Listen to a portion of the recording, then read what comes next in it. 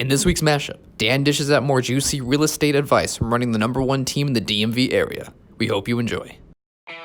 Welcome to the HyperFast Show, where we believe unlimited growth in business and life is created by surrounding yourself with people who have been where you are going. Learning from others allows you to compress time and grow hyper fast. And now, here's your host, billion-dollar agent, million-dollar agent maker, and best-selling author, Dan Lesniak. Hey guys, I got a quick tip in today's daily dose for you on what to do when you face multiple offer situations for buyers, how to win out in those situations. I was just did a Instagram live actually brought on one of my buyer's agents. She's writing an offer, and we came up with 3 different main ways, and there may be more, to beat out competing offers. So if you're in a low inventory market or the home you want, there's not a lot of them that come up for sale, you might be competing with other people. So one way to beat it is speed. Like, get the offer in first and try to put pressure on that listing agent to present it to the seller. That's what our agent is doing tonight. All right, I think speed wins out in a lot of things in life. If you are competing when that offer goes in, there's different ways to compete other than price, right? So lessen the risk to the seller, right? So put less contingencies in there, right? If you've got a home inspection, appraisal, financing contingency, that all adds risk to the seller because it gives you ways to get out of the deal.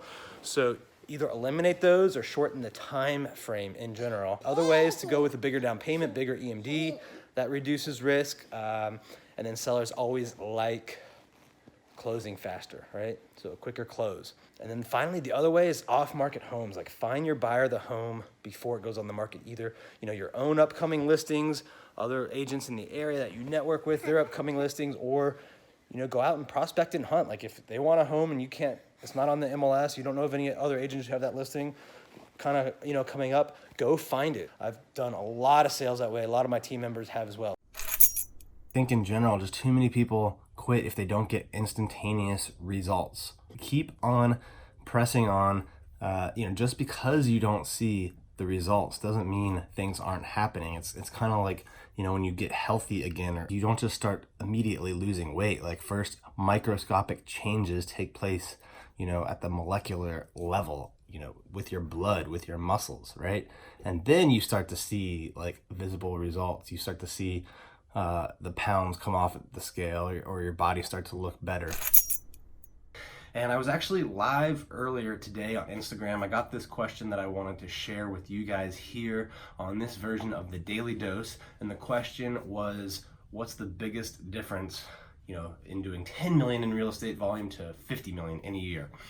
And the biggest difference, I think, is hiring people, right? Growing the business beyond yourself. If you're doing 10 million, you're in the top 1 or maybe top 2% of all realtors. And a lot of people stay there and they don't grow, or they grow very, very incrementally. And the one thing I notice about all the people that grow is they never really make it into a business. They just make it into a highly paid, self-employed job.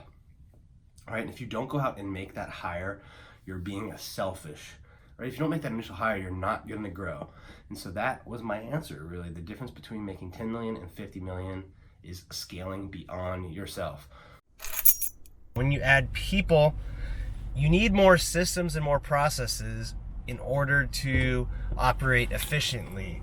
And, that works well when you're smaller, but when you start to add more people, add more layers, add more transactions, you really need great systems. So start building them when you are smaller. This definitely fits into that category that I've talked about before of things that are potentially important but not urgent.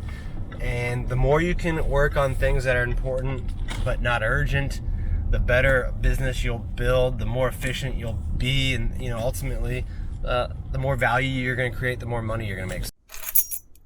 Hey, if it was easy, anyone and everyone would do it. That's the message in today's Daily Dose. I just got done going live on the HyperFast Agent YouTube channel, which I'm doing weekly. And today, one of the questions I took was about dealing with buyer's remorse. It's not fun to deal with. Like, you did a lot of work, you got them under contract, and then now they're not happy for some reason. Usually it's because all of their friends, all of their relatives, all of these people that mean well start to give them their advice, their opinions on what it was like buying, right? But in that live, I go over a couple techniques of dealing with this. One is future pacing of the benefits, not the features. Don't talk about the great outdoor kitchen, the swimming pool, right? Talk about the benefit of spending time with family and tell them to imagine, to picture how great it's going to be spending time with their family. The more and more deals you do, the more and more problems you're going to come across. It's just a numbers game, right? So don't get distracted by it.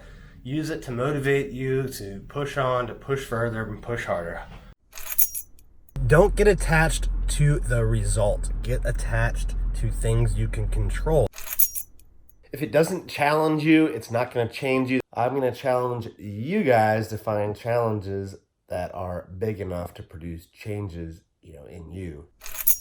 Thank you for tuning in to this episode of the HyperFast Show. Subscribe to us if you want to make sure you get the latest and greatest HyperFast shows. And remember, we love reviews. Reviews help us bring better and better guests and improve our shows. So give us the good, the bad, and the ugly. We hope you enjoyed the show, and we will see you next time.